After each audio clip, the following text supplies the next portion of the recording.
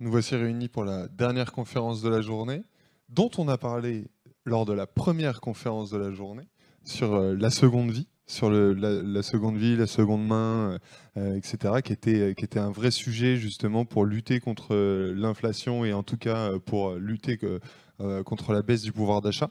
Donc aujourd'hui, on a la chance d'avoir Anne-Catherine Péchineau, qui est directrice générale d'EasyCash, qui est le leader du marché de l'occasion. Donc on va laisser Anne-Catherine pendant une vingtaine de minutes nous parler d'EasyCash et justement de tout le commerce autour de la seconde main. Et puis après, n'hésitez pas à garder toutes vos questions et comme ça, on lui posera à la fin pour conclure cette journée.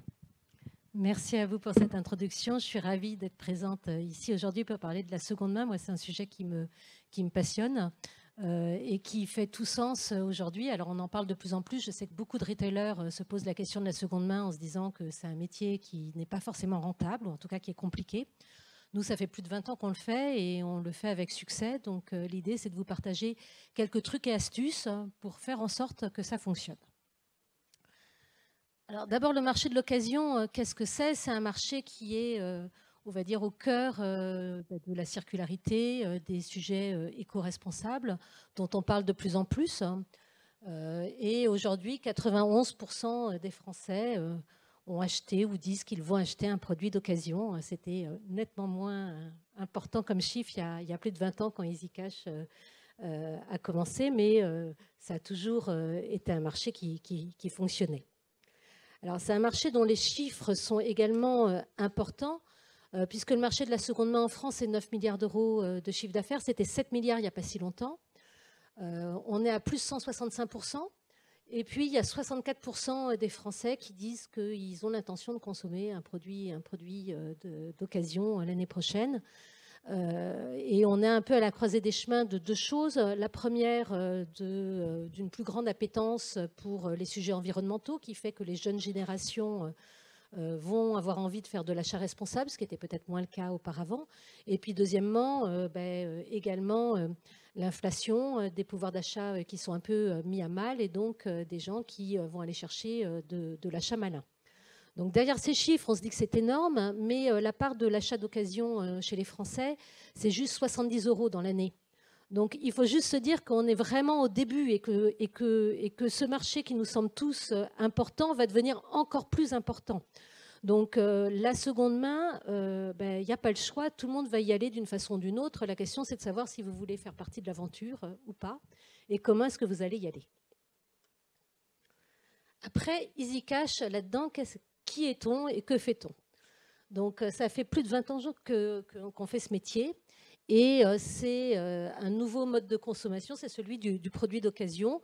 Et ce nouveau mode de consommation, on le fait depuis plus de 20 ans et je crois qu'on a racheté 160 millions de produits depuis plus de 20 ans. Donc c'est autant d'histoires qu'on a partagées avec nos clients, avec des histoires qui ont beaucoup bougé. Parce qu'au démarrage, EasyCash, c'était ça, avec une magnifique photo de Giroud en devanture de nos magasins, et on ressemblait plutôt à une brocante. Donc on achetait de tout.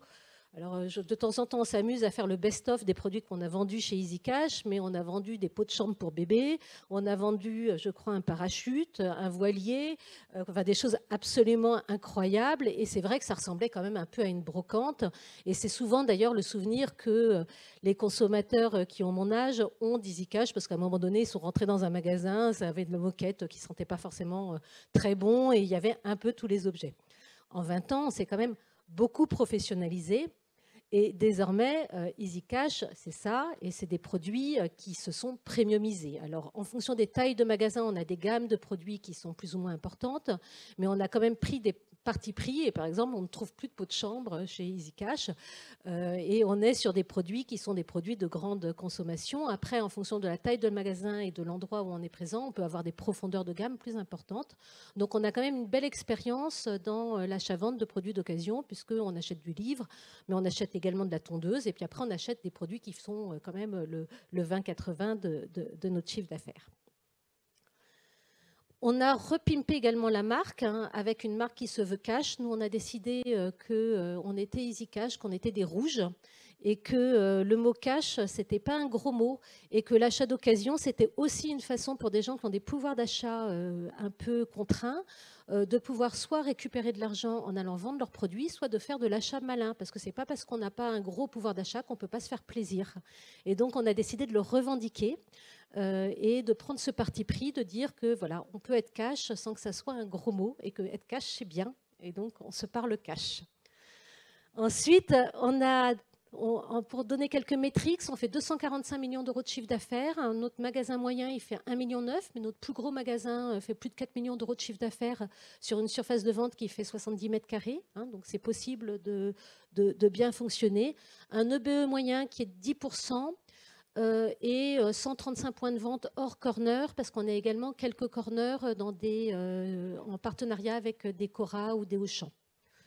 Notre panier moyen, il est de 80 €, donc c'est un panier moyen qui est relativement petit, donc c'est de l'achat malin, ce qui veut dire que c'est également des magasins sur lesquels on a beaucoup de trafic. Les magasins EasyCash, c'est des magasins de flux.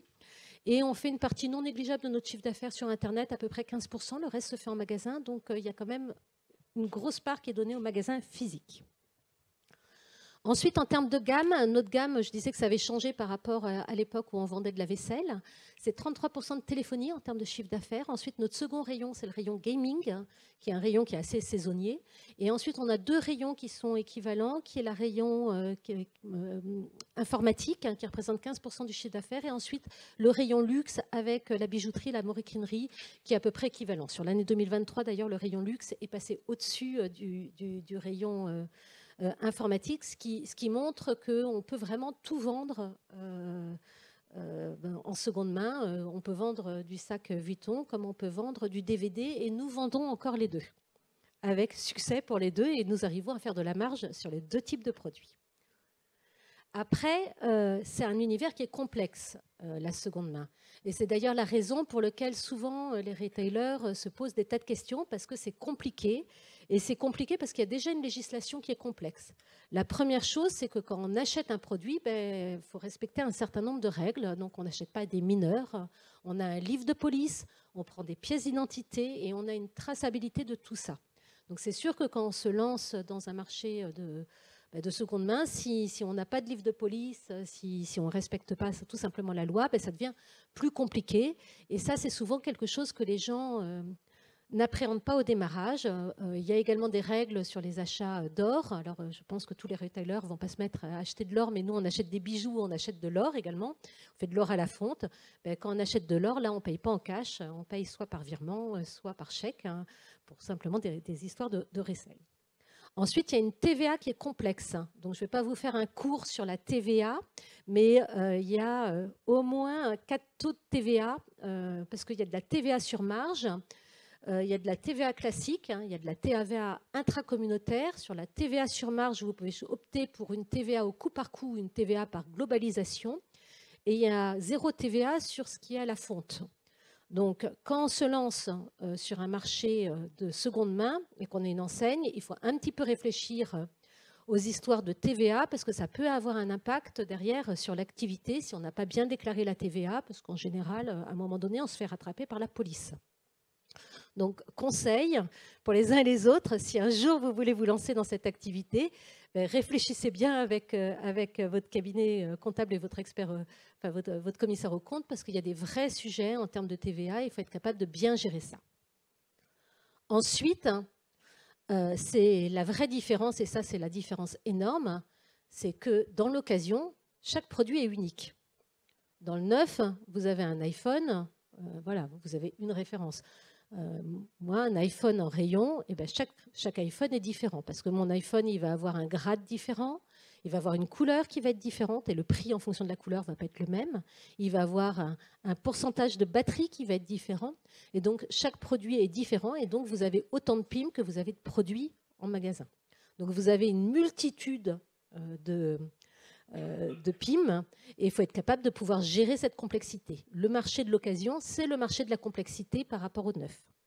Donc ça, il faut en être bien conscient, et vous allez le voir dans les conseils que je vais vous donner. Vouloir gérer l'occasion comme le neuf, c'est quand même on s'enlève beaucoup de chances de faire de la rentabilité, de la marge. Parce que derrière, toute la beauté de la seconde main, c'est d'être capable de pouvoir gérer chaque produit différemment et de ne pas acheter tous les produits au même prix.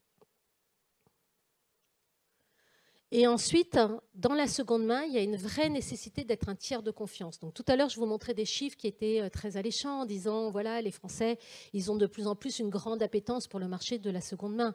C'est vrai. Mais néanmoins, un tiers des Français, quand ils vont acheter un produit de seconde main, ils ont un doute en se disant, est-ce que ça va marcher ?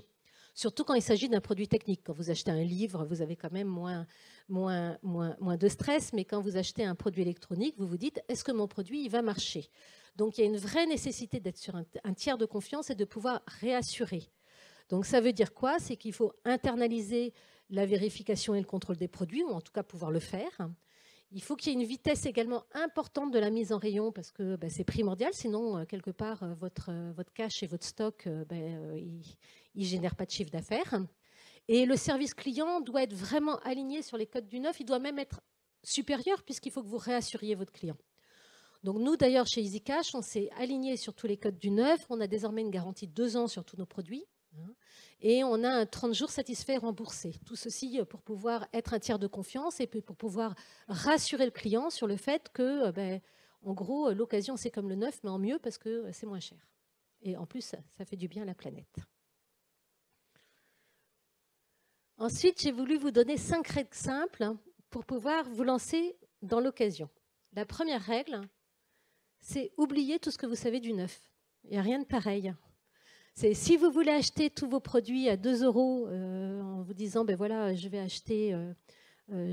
racheter par exemple les vêtements de mes clients et je vais les racheter à 2 € pour les vendre à 5, ça marchera probablement. Je veux dire, vous n'allez pas perdre d'argent, surtout si c'est de la marge additionnelle, mais vous vous privez d'une grande possibilité de pouvoir faire du chiffre et de pouvoir faire du yield.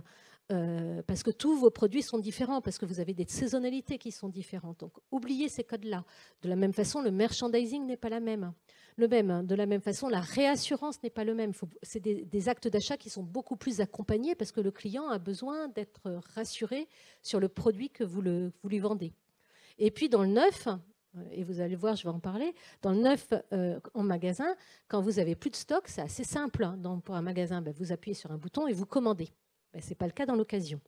Dans l'occasion, la clé, ce n'est pas de vendre le produit. La clé, c'est de l'acheter.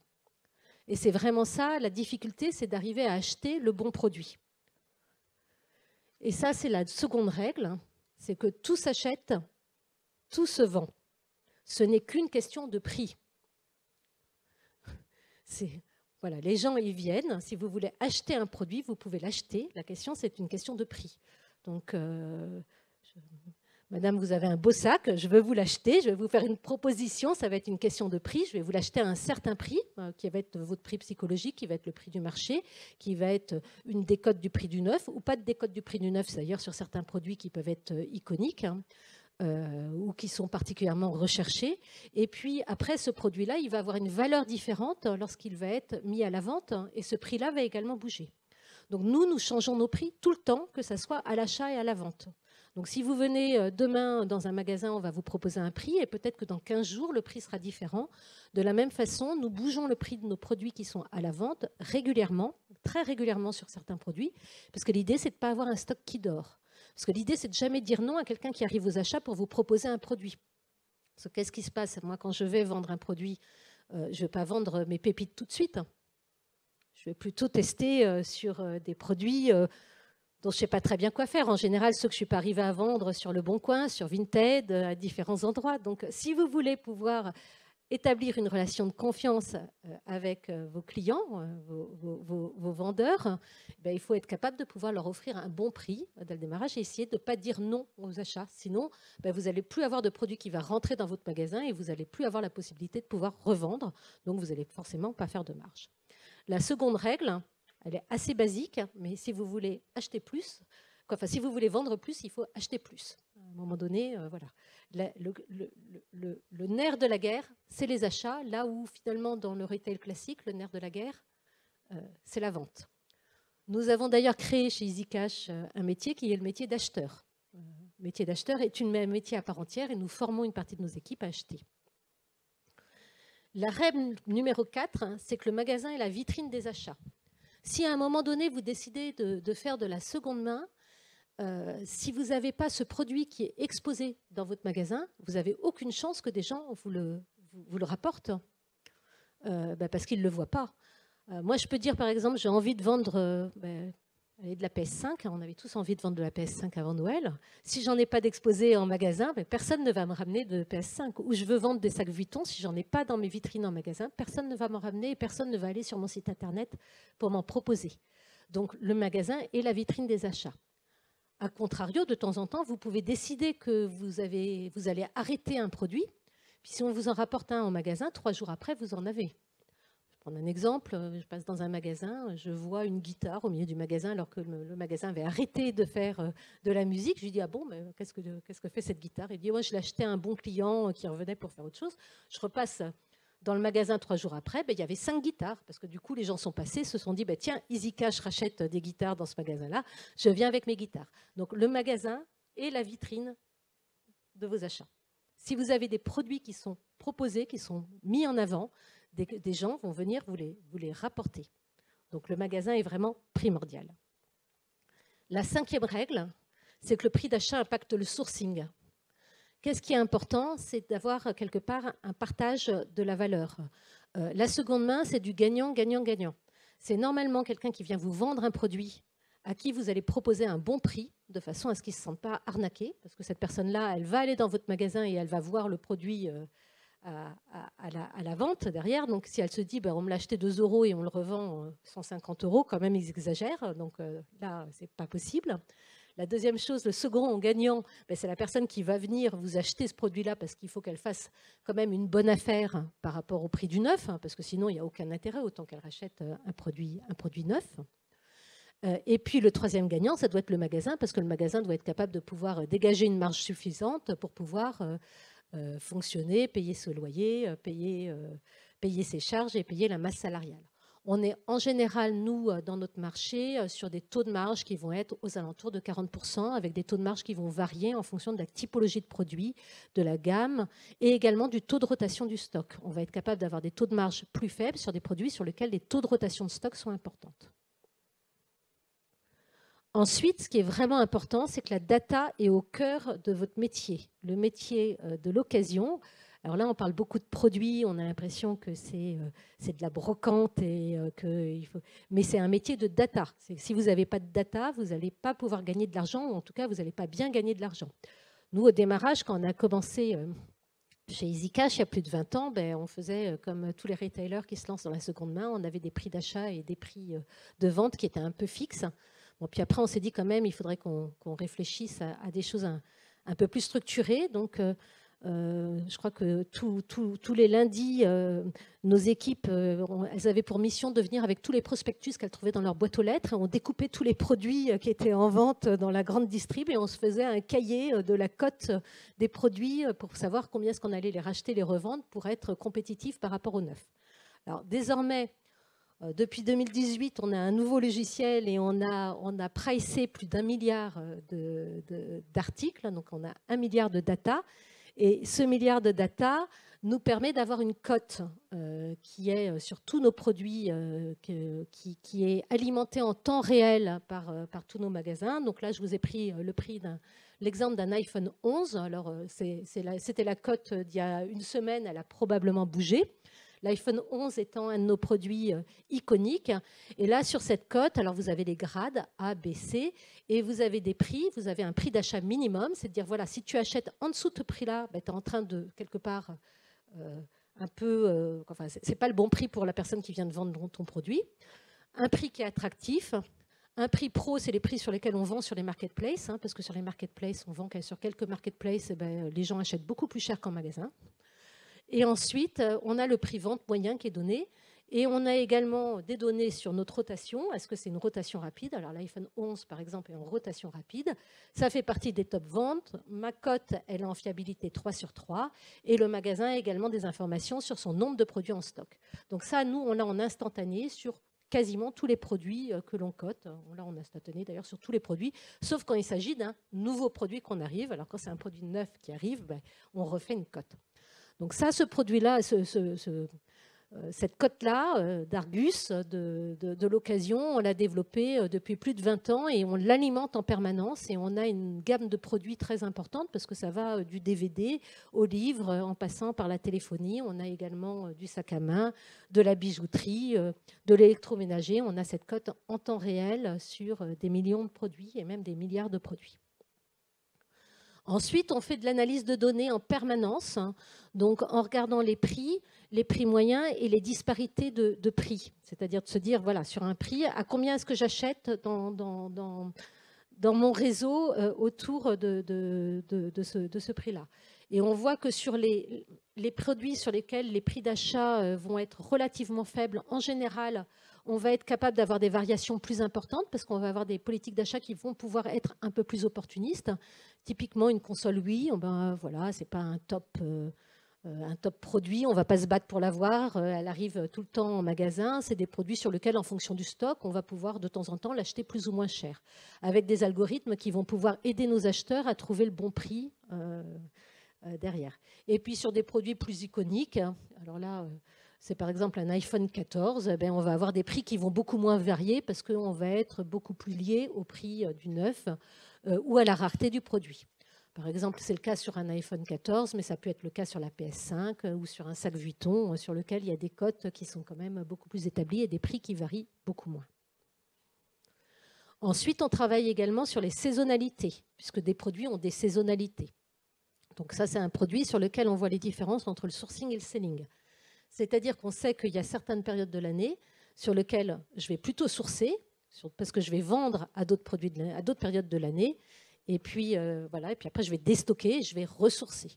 Alors là, je pense que c'est un produit qu'on vend typiquement en décembre et qu'on revend en août-septembre. Je pense que ça doit être soit de l'informatique, soit du jeu vidéo, qui sont des produits à forte saisonnalité, et donc sur lesquels nos prix vont pouvoir s'ajuster en fonction de la période de l'année sur laquelle on est. On est en montée en stock, on veut du produit, on veut faire de l'appel de stock, on va payer plus cher. On a trop de stock, on va payer moins cher. Donc la data est vraiment extrêmement importante. Si vous vous lancez dans ce métier-là sans data, alors vous allez pouvoir le faire, hein, vous allez sans doute le faire avec succès, en tout cas au démarrage, mais vous n'allez pas pouvoir en faire un métier très rentable hein, parce que vous allez avoir une valorisation qui va être à plat. Et il y a des moments donnés où vous n'allez sans doute pas payer les produits le bon prix, vous n'allez pas mettre suffisamment sur la table pour le produit. Et puis il y a d'autres fois, vous allez le payer trop cher. Et puis surtout, vous risquez d'avoir des rotations de stock qui ne vont pas être suffisantes.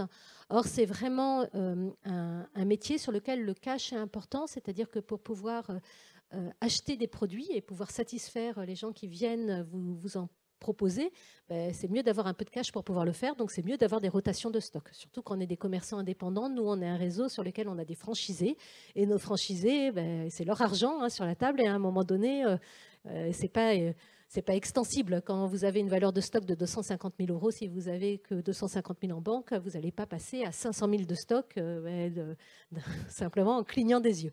Donc le ratio chiffre d'affaires sur valeur de stock fait également partie des données qu'on utilise pour pouvoir savoir à quel prix est-ce qu'il faut être capable d'acheter. Donc tout ça fait que finalement on a un stock, enfin nos prix ils varient en fonction du stock, taux de rotation rapide, nombre de produits, vieux stock. Donc ils varient à l'achat et à la vente. Quand les produits sont en vieux stock, on bouge les prix pour pouvoir les faire partir. On a la saisonnalité, quand les produits sont saisonniers, eh ben, voilà, on va acheter à des moments donnés pour avoir des montées en stock. Là typiquement on est bientôt en été, on sait qu'en été tous les parents vont acheter des trucs de gaming portables pour que leurs enfants soient sages dans la voiture pendant les vacances. Ben voilà, on est en train de stocker pour les vacances d'été, et on sait qu'en septembre, on va avoir les étudiants qui vont acheter des ordinateurs. Et il est important qu'en septembre, on ait des ordinateurs de la bonne gamme pour que les étudiants puissent faire puissent suivre leurs cours. Après, on s'aligne également sur le prix du neuf. Si le prix du neuf baisse, ben on va baisser nos prix en magasin et on va baisser nos prix aux achats. Et c'est typiquement le cas quand il y a des nouveautés. Sur des nouveautés, on peut avoir des moments où il y a de la rareté et où les prix du neuf sont très chers. Et donc, on va avoir des prix qui vont être quasiment alignés sur les prix du neuf. À Noël, moi j'étais en magasin au moment où on ne trouvait pas de PS5, on était quasiment au prix du neuf parce que de toute façon on n'en trouvait pas. Donc même si vous étiez 15 € en dessous du neuf, les gens ils les achetaient. Maintenant c'est plus le cas, le produit il est plus pénurique. Ça a été le cas sur la Switch à un moment donné. Ou par exemple sur certains sacs à main qui sont iconiques, hein, où de toute façon il n'y a pas de neuf, l'occasion se vend très bien. Donc on s'aligne sur les prix du neuf. Et puis la rareté du produit joue. Quand il y a une pépite, ben, la pépite, vous la valorisez plus cher sur les top ventes. Donc c'est un métier de data et c'est un métier d'homme. Donc je sais que dans tous les métiers, l'homme est important, mais là il y a une complexité qui est encore plus importante parce qu'il y a deux métiers. Il y a le métier de l'achat et le métier de la vente. Les acheteurs influent sur la vente, les vendeurs influent sur les achats. Typiquement, si vous allez dans un de mes magasins et que vous vous baladez avec un très beau bijou et que je n'ai pas de bijoux, je vais probablement vous dire que je peux vous faire une cotation si vous voulez. On fait ce qu'on appelle de l'appel de stock pour pouvoir rentrer du stock. Et on a des profondeurs de gamme qui sont quand même assez importantes. C'est-à-dire que quand vous êtes chez EasyCash, il faut être capable de pouvoir parler de téléphonie, de bijoux, de sacs à main, d'informatique, également pouvoir vendre une cafetière ou un Magimix ou un robot. Et donc, ça demande aux équipes d'être très curieuses. Et donc, l'humain est vraiment au cœur de tout. Alors, c'est un métier qui est passionnant et c'est un métier sur lequel il y a finalement assez peu de formation. Nous, on prend des gens curieux. C'est vraiment la base. Hein. Quand on cherche des gens... D'ailleurs, de temps en temps, on recrute des clients ou des gens qui viennent aux achats, qui nous vendent des produits. On se dit qu'ils sont passionnés s'ils viennent assez souvent nous vendre des choses. Et quand vous êtes curieux, vous allez vous épanouir chez EasyCash parce que c'est un métier sur lequel tous les jours, vous avez des choses extrêmement différentes. Et ensuite, on a pris le choix, nous, de faire des écoles de formation pour pouvoir faire monter en puissance nos équipes. Donc, on fait des formations de toutes les équipes sur plein de choses. Alors, par exemple, sur des produits comme des produits du luxe, c'est pas des choses, quand vous êtes gamer et que vous arrivez chez EasyCash, vous n'avez pas forcément une grande spécialité en gémologie. On fait de la formation en gémologie pour nos équipes, on fait des formations sur du luxe. On a également beaucoup d'outils pour leur apprendre à certifier, à s'assurer que les produits sont bien. Et puis après, on les accompagne pour qu'ils puissent devenir managers de magasins. Mais ça, j'imagine que la plupart des retailers le font aussi avec des parcours ou des écoles de leaders, comme ça peut exister. Ensuite, le merchandising est hyper important. Alors, je sais que vous le faites tous, hein, mais c'est encore plus important quand on est sur de l'occasion parce que chaque produit est différent. Donc, vous avez des tas d'étiquettes de partout en magasin. Donc, l'art du merchandising est hyper important. Donc, dans une équipe, il faut avoir quelqu'un qui soit bon en merchandising. Ce n'est pas forcément celui qui est bon en vente, mais ça demande d'avoir vraiment des partages de tâches entre celui qui sait vendre, celui qui sait faire le merch. Et on bouge notre merchandising tout le temps puisqu'on bouge nos prix en permanence. Donc, dans les métiers de l'occasion, vous passez votre temps à refaire des étiquettes. Alors, on aimerait en avoir moins. Maintenant, la DDDP nous impose plein de choses comme vous dans le neuf. Donc, on a des étiquettes de partout. Donc, voilà des idées de merchandising où on voit bien toutes les profondeurs de gamme et toutes les difficultés qu'il peut y avoir à avoir les bons produits au bon endroit parce que vous pouvez avoir à la fois de la culture, du gaming et puis aussi de la télé. Et donc, tous ces produits-là, ils doivent être exposés de façon attractive, de façon à ce que les clients puissent les voir. Là, c'est un autre de nos magasins sur lequel on a du luxe et beaucoup de téléphonie. Nous, on pense que c'est un métier passionnant et que c'est bon d'être cash et c'est bon d'être dans l'occasion.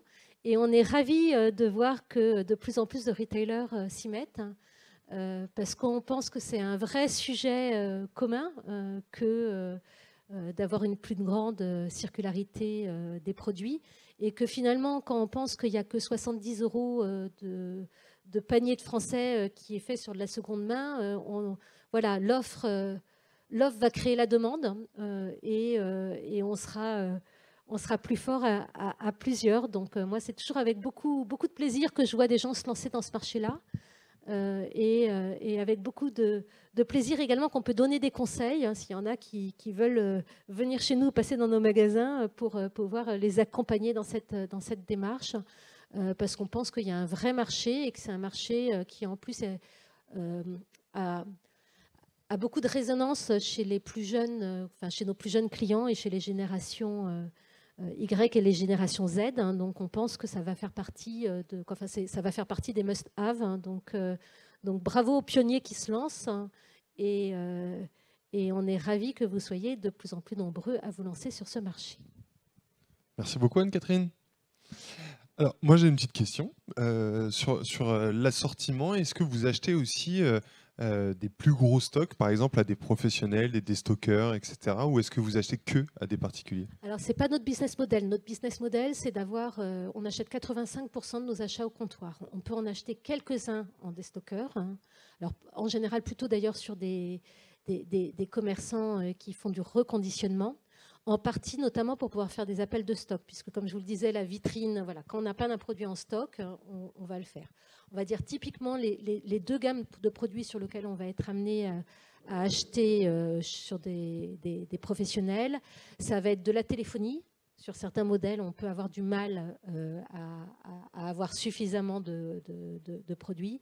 Et ça va être sur du luxe en démarrage, quand un magasin décide de se lancer sur du luxe, notamment sur de la maroquinerie, ou s'il n'a pas les modèles exposés, les clientes ne vont pas venir de façon naturelle le proposer. Donc voilà typiquement les deux types de produits qu'on va acheter. Quand vous faites de la communication, du coup, quand vous investissez dans quoi?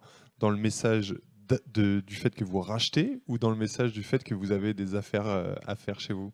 On communique plutôt sur le fait qu'on rachète. Parce qu'en général, quand les acheteurs viennent vendre, ils vont faire un tour en magasin. Et ils s'aperçoivent qu'il y a beaucoup de circularité. Donc, tout à l'heure, je discutais avec quelqu'un qui me disait qu'il était gamer et qu'il avait vendu des jeux chez EasyCash. Et après, il m'a dit, mais en réalité, j'en ai racheté beaucoup. et c'est souvent ça. C'est-à-dire que les gens achètent, revendent, et il y a un vrai marché de la circularité. Alors, c'est moins vrai sur certains types de produits. Par exemple, un téléphone, on n'en achète pas normalement 15 par mois, ou sinon c'est qu'on a un problème.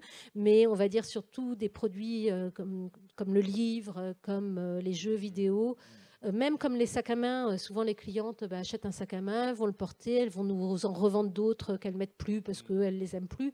Donc, voilà. Les produits tournent et c'est toujours un plaisir de voir des produits qu'on a vus plusieurs fois revenir en magasin parce que ça montre que finalement, il y a une seconde vie et même une troisième et une quatrième vie pour des produits. Et comment vous gérez la concurrence justement des grosses plateformes? Je pense au Bon Coin, je pense à Vinted, etc. Est-ce que justement aussi vous pouvez racheter des produits sur ces plateformes? Comment vous gérez ça? Sur Vinted, c'est un peu différent parce qu'on fait très peu de vêtements. C'est vraiment quelque chose qu'on ne fait pas. Donc, c'est pour moi pas un concurrent. Sur Le Bon Coin, ça fait partie de la circularité. On peut racheter des produits sur Le Bon Coin de temps en temps parce qu'on préfère racheter à des clients physiques que racheter à des professionnels. Et puis, ça participe à la circularité. Donc, non, c'est pas... Enfin, je veux dire, l'offre crée la demande. On n'en est qu'aux prémices de ce marché. Donc, plus on est nombreux à jouer sur ce terrain, mieux c'est. Et sur la fixation des prix, vous dites que ça change tout le temps, donc c'est des algorithmes, j'imagine, qui mettent à jour tout le temps. Mais j'imagine qu'il y a des produits que vous n'avez pas, quoi. Comment vous faites quand quelqu'un arrive avec un produit ou avec un bijou? Comment vous allez être sûr que le diamant, c'est bien du diamant, que c'est bien la bonne lettre, que c'est bien tout ça? Comment vous êtes sûr de ça? Il y a différentes façons de le faire. D'abord, on fait authentifier, par exemple, tous nos sacs à main de façon systématique. Donc ça, c'est obligatoire. Acheter en direct, le client revient avec... Non, on le paye par virement instantané. Donc, on se met d'accord sur un prix. On vérifie toujours et on a en général le certificat d'authentification dans les 2 heures. Et au moment où on l'appelle pour lui dire que c'est bon et puis on lui verse l'argent. Alors après, sur la partie bijouterie, c'est de temps en temps un peu plus compliqué. Donc, on va regarder les poinçons à la loupe binoculaire. Donc, on forme nos équipes à regarder les poinçons. On a également de la pierre pour pouvoir, avec les acides, regarder si c'est de l'or 18 carats ou pas. Et on va également former nos équipes sur la partie pierre, hein, de façon à pouvoir s'assurer que la pierre est bien la bonne. Et en général, sur les gros achats, de ce type-là, souvent on se met à deux pour pouvoir regarder et donner un avis sur le produit. Mais on prend des risques parfois. Et j'ai une question toute bête, mais est-ce que les gens doivent déclarer ce que vous leur achetez? Est-ce qu'ils doivent déclarer dans leurs revenus? Est-ce que j'ai le droit à un joker? Parce que si oui, je vais l'utiliser. Ok, donc c'était vraiment une bonne question. Est-ce qu'il y a des questions dans la salle? Non? Vous êtes trop timide? Je sens qu'il y a une question là, mais qui est un peu en réflexion. Non? Non, il n'y a pas de question. Eh ben, on va se dire bonne soirée. Oui, bonne soirée. C'était cool. Merci beaucoup. En tout cas, merci pour ce témoignage qui est hyper inspirant. Et ah oui, j'en avais une dernière. Est-ce que vous accompagneriez en marque blanche justement des marques qui voudraient se lancer dans l'achat-revente comme vous? On est en train d'y réfléchir, oui, Ouais. tout à fait. Parce que là, il y a un vrai marché. Et on pense que ça fait également partie de notre raison d'être, Ouais. voilà, d'accompagner. Ouais. Ça paraît logique. Tant mieux. Merci beaucoup. Et merci à tous d'être restés. Vous pouvez descendre au zéro. Il y aura sûrement quelques petits verres à boire et quelques petites choses à grignoter pour continuer à networker et à profiter de cette journée. Merci à tous d'être restés jusqu'au bout. Merci à ceux qui sont à distance et à très bientôt.